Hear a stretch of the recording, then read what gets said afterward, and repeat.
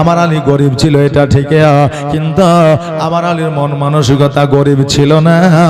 বিবের সর্বদা খোঁজ খবর বাবা নিয়ে যা, বিবের কোনো অসুবিধা হচ্ছে কিনা। আর আজকে মোরা বিবির খোঁজ খবর নিই না।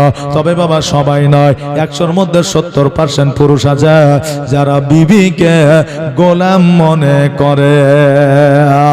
যারা বিবিকে গোলাম মনে করে তারা কিয়ামতের দিনে বুঝতে পারবে যে বিবিকে গোলাম মনে করে কি ভুল করেছি।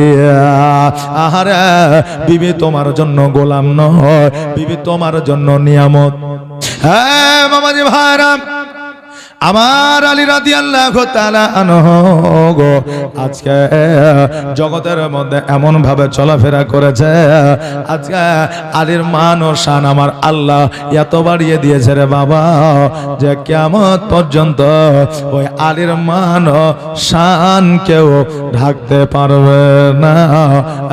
বাবাজি ভাইরা, আমার ফাতেমা জোহরা রাদিয়াল্লাহু তাআলা আনহা আমার আলী রাদিয়াল্লাহু তাআলা আনহর ব্যবহার খুশি হয়ে যায় রে বাবা। আজকে আলী কোনোদিন মনে করে নয় আজকে ফাতেমা আমার কাজকর্ম করতে এসেছে, আর আমার ফাতেমা কোনোদিন ভাবে না যে আমার আলীকে আমি গোলাম বানিয়ে নিয়েছি, আমার পকেটে নিয়েছি, ভাবে না রে বাবা। যে ভাইরা, আজকে বিবিদের গোলাম মনে করবে, কিয়ামতের দিন পস্তাইবে। কারণ আপনি যখন বিবাহ করেছিলেন তখন আপনার বয়স ছিল কমসে কম 22, তা আপনার বিবির বয়স কি 25 ছিল নাকি? ছিল? যে বিয়ে করে 22 বছরের, তার বউয়ের বয়স হয় 15 না হয় 16। যদি 18 বছরে বিয়ে করে আপনার বিবির বয়স হয় 12। যদি 30 বছরে বিয়ে করে বিবির বয়স হয় 25। যখনই বিয়ে করতে যাবে স্বামীর চাইতে স্ত্রীর বয়স কম হয় না? কম হয় না? এবার আপনার বয়স যখন 60, আপনার বাপের বয়স কত হবে? 22 বছরে বিয়ে করেছে, 23 বছরে আপনি হয়েছেন, তাহলে আপনার 60 বছর, আর এইদিকে 23 বছর, কত হইল? 83 বছর। তো এখন মানুষ 83 বছর যদি বাঁচাও থাকে, ওর দ্বারা কোনো কাজের আশা করা যাবে? যাবে যে 83 বছরের মা যদি বেঁচে থাকে, ওই মায়ে আমার সেবা করবে বা আমাকে দেখবে, এরকম আশা করা যাবে? কারণ তখন তো মাকেই দেখতে হবে নাকি? হ্যাঁ বাবা, আপনি 60 বছর পার করেছেন, আপনাকে দেখার মতো তখন আপনার মা থাকবে না, আপনাকে দেখার মতো আপনার বাপ থাকবে না, আপনাকে দেখার মতো আপনার ভাই থাকবে না। কারণ এক কাঠা জমির জন্য আপনার ভাই আপনার সঙ্গে মারামারি করে লিয়েছে, নিয়াত করেছে ভাই মরে গেলেও মাটি দিতে যাব না, সেবা তো দূরের কথা। বাবারে, আপনার সন্তান আপনার সেবা করতে আসবে না। বর্তমানে যেটা পরিস্থিতি চলছে, বৌমারা তো আসবেই না, বলে তার সন্তান তার বাপ মাকে দেখতে পারে না। আমি তো পরের বিটি, আমি আর কি দেখবো? আপনার কন্যা পরের বাড়িতে বিবাহ দিয়েছে, ওই কন্যা হয়তো মাসে একবার আসবে, মাসে প্রতিদিন আসতে পারবে না। পারবে না বাবারে। তখন আপনার সেবা একজনই করবে, যে হবে আপনার বিবি। কারণ আপনি 60 বছর পার করেছেন, কিন্তু আপনার বিবির বয়স তো এখনো 50 বছর আছে নাকি? হ্যাঁ, উনি 60 বছর পার করেন নাই। আপনার সেবা করবে বিবি। আর এখন জুয়ান অবস্থায় যৌবনের পাওয়ার আছে, ক্ষমতার পাওয়ার আছে, রক্তের গরম আছে, এখন বিবিকে উঠতে বসতে আপনি কিলান, কিল বুঝেন তো? উঠতে বসতে চলতে ফিরতে আপনি গালি গালাজ করেন। আপনার বাপের বাড়ি থেকে বলে এটা নিয়ে সেটা নিয়ে ওটা নিয়ে, না আসলে তোর খবর আছে, এই কথা আমাদের চলে। বাবারে, এখন যদি এইরকম অত্যাচার বিবিদের প্রতি করেন, বিবিকে যদি গোলাম মনে করেন, ওই শেষ বয়সে আপনার প্রতিশোধ আমার মা বোনেরা লিবে। সেদিন খুব মেরেছে আমাকে, এই নিয়ে ওই নিয়ে বুঝেছ, আজ কেমন লাগছে, আজ জড়ো হয়ে গেছে, এখন হাত উঠছে না, কথা বুঝলে না? এখন তো আসো না মারতে, এখন চুপ করে পড়ে আছো কেন বলবে? এই জন্য এমন ব্যবহার বিবির সাথে দেখাতে হবে আপনার শেষ সময়ে, যাতে আপনার সেবাটা করে। কথা বুঝলেন না? জি। উল্টে আপনি আগে যা করেছেন পরে আপনার সাথে যেন এরকম না হয়, এইরকম আচার আচরণ বিবির সাথে করিয়েন না। কথা বুঝতে পারলেন না? এই জন্য বিবিকে গোলাম বলা যাবে না, কারণ আমার আল্লাহ স্বামীর জন্য বিবিকে গোলাম বানায় নাই। আমার আল্লাহ বলেছে, বান্দারে বিবি তোমার জন্য নিয়ামত করে বানিয়েছে, তোমার আনন্দের জন্য বানিয়েছে, তোমার সুখে দুঃখের সাথী করে বানিয়েছে, আজকে তোমার বিপদে বানিয়েছে, তোমার আপদে বানিয়েছে, আজকে তোমার বিবিকে তোমার সঙ্গী বানিয়েছে। শুধু দুনিয়াতে নয়, ভালো কাজ যদি তুমি করতে পারো আখিরাতেও তোমার সঙ্গী বানায়া দিব। বাবাজি ভাইরা, আমার মা ফাতেমা জোহরা রাদিয়াল্লাহু তাআলা আনহা উনি যেন স্বামীর ঘরে গেলেন এক সপ্তাহ পরে। আজকে ওই স্বামীর বাড়িতে টাকা নাই, পয়সা নাই, জমি নাই, জায়গা নাই, হীরা নাই, মণিমুক্তা নাই, কিন্তু ওই বাড়িতে আনন্দের বাবা অভাব নাই। আল্লাহ তরফ থেকে রহমত বর্ষিত হতে কোনো দেরি না। আজকে বাবা পৃথিবীর মধ্যে ওই ব্যক্তি সব চাইতে বেশি সুখী যে দিন খাটে, দিন আনে, দিন খায়। ওই বান্দার মতো সুখী জগতে আর বাবা কেহ নাই। মানে ওর আশা নাই, কাল হলে জমিতে যাব, খাইবো খুঁটবো, 300 টাকা পাবো, বাড়ি নিয়ে আসবো, 100 টাকার চাল কিনবো, 100 টাকার ডাল কিনবো, সবজি কিনবো, 100 টাকা দিয়ে আমি বাড়িতে বিবির হাতে দিয়ে দিব, ওর যেমন যাবে করবে, না হলে পরে জমিয়ে রাখবে, ওষুধ পানি কিনে খাওয়া হবে। আর যে কোটি কোটি টাকার বিজনেস চালাচ্ছে বুঝলেন, আর প্রচুর চিন্তা। আরে চিন্তা তো চিন্তা, কোটি কোটি টাকার বিজনেস, কোটি কোটি টাকা রোজগার, কোটি কোটি টাকা লোন আপনার লাভ, আবার কোটি কোটি টাকা দেনাও আছে, লোন আছে। একটা গরিব মানুষ 200 টাকা রোজগার করে, ওর আবার দেনা নাই, লোন নাই, ও লোন দেখা খুব ভয় করে। 10,000 টাকা কারো কাছ থেকে নিলে চিন্তা করে কখন পরিশোধ করব। আর যে কোটি কোটি টাকার মালিক, সে 10 কোটি টাকার লোন নেওয়ার পরে তার চিন্তা থাকে না, ওর চিন্তা একটাই থাকে যে আরো লাগবে, আরো লাগবে, আরো লাগবে। কথা বুঝলেন না?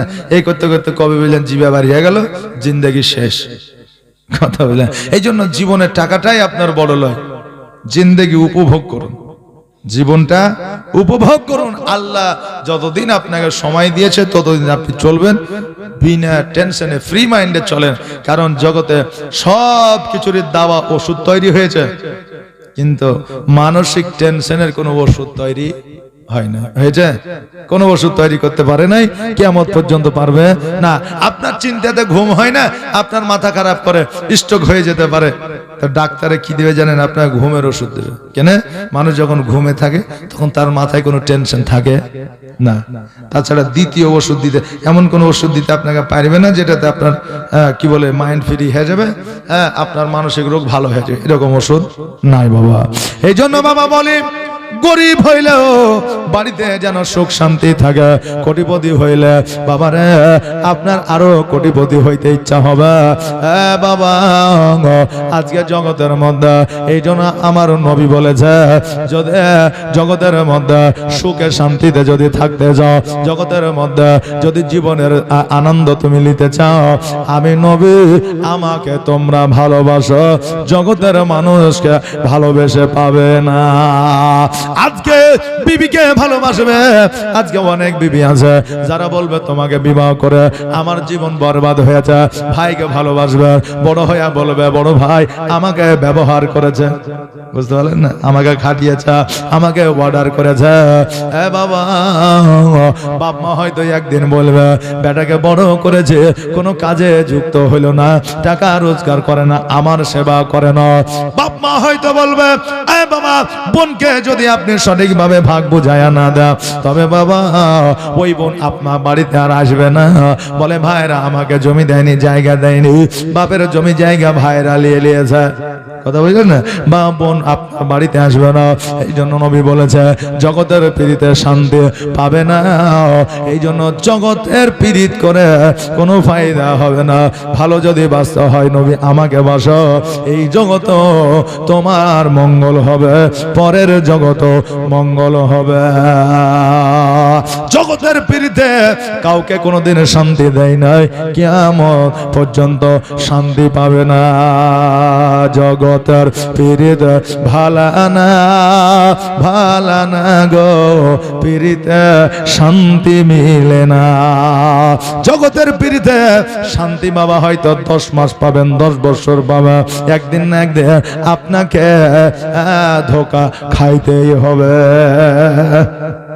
বর্তমানে দেখছেন না জুয়ান ছেলেরা মোষটাও ঠিকভাবে বার হয় না, রাস্তার মোড়ে পায়ের ওপর পাদুলি দিয়ে শিকার টেনশন। কি ব্যাপারে শিকার? বলে টেনশন দূর করছে। কিসের টেনশন রে? বলে ওই কুদ্দুসের বেটিকে ভালোবেসেছিল, ও আমাকে বাদ দিয়ে আর একজনকে ধরিয়াছে, এই জন্য আমি এখন শিকারের ধরেছি। কথা বুঝলেন না? হ্যাঁ, তো জগতে ধোকা আপনি পাবেন, একবারে অপরিহার্য, কিন্তু নবীকে ভালোবাসলে কোনোদিন ধোকা আপনি পাবেন না। এই জন্য বলছে ভালো যদি বাঁচতে হয় নবীকে বাসো, জান যদি দিতে হয় নবীকে দিও। নবী তরানে বালা, নবী বাঁচানে বালা, নবী তরানে বালা, নবী বাঁচানে বালা। আর প্রাণের চেয়ে প্রিয় তাই, প্রাণের চেয়ে প্রিয় তাই নবীকে চিনুন। ভালো যদি বাঁচতে হয় আমার নবীকে বাসন। আর সাকারাতের বিছানাতে কি যে যন্ত্রণা, 7 সাগরের পানি দিলেও তৃষ্ণা মিটে না।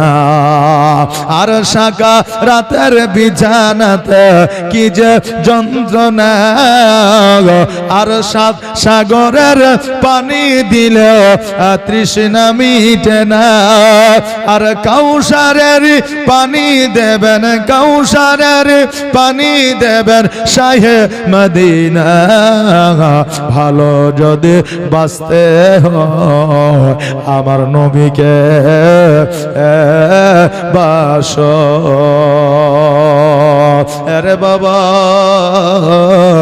আমার আলী রাদিয়াল্লাহু তাআলা আনহর বাড়িতে জানো আনন্দ আর আনন্দ, আমার আল্লাহর তরফ থেকে জানো রহমত বর্ষিত হয়। বাবারে, আজকে স্বামী যদি ভালো হয়, স্বামী যদি স্ত্রী ভালো হয়, একে অপরের মধ্যে যদি প্রেম প্রীতি ভালোবাসা থাকে, জগতের সন্তান ভূমিষ্ঠ হইলে ওই বাড়িতে বাবা উন্নতি হয়। হয় কি হয় না? আপনার যখন প্রথম সন্তান হয়েছে দেখবেন তখন একটা উন্নতি হয়েছে, দ্বিতীয় সন্তান হয়েছে দেখবেন আরো উন্নতি হয়েছে।